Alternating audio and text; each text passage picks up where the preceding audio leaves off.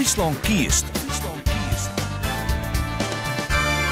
Je wordt confronteren van Annetje Toering van de FNP met een van de zaken die je lezen kan op frieslandkiest.nl. Stations en haltes binnen de visitekaartjes en die met hem in Oerhits vallen komen. Er zit een heel saai bushokje op het parkeerterrein van Omroep Friesland. Het kan volle leuker, het is bedoeld voor de rokers, maar het kan wel mooier. Wij zullen dadelijk even een plantje maken van hoe we dit doen. En dan beginnen we. Ik vind het altijd fijn als iets mooier wordt dan het is. We hebben er ook zo'n zin in. We zijn er nou toch al. Het is heel betiet. En dit is dan de tijd met een goed broeken. Een grote pot mee, dus deze laat ik elkaar doen.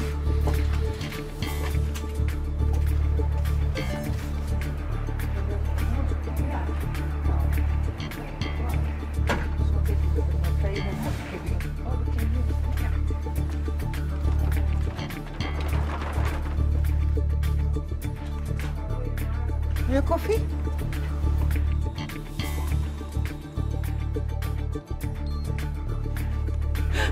Ik plak ook een beetje. Mooi kleurke.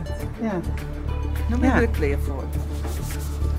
Nou, dan kunnen we raakspuiten. Brenda? Gaan we weer.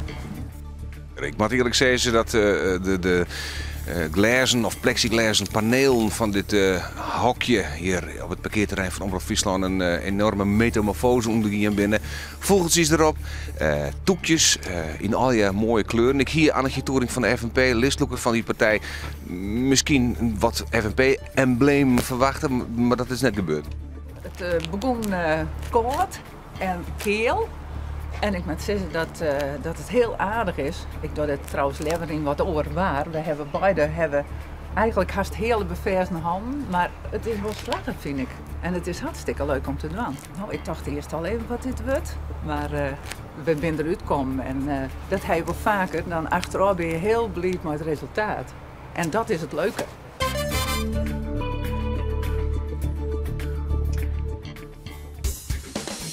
Friesland kiest.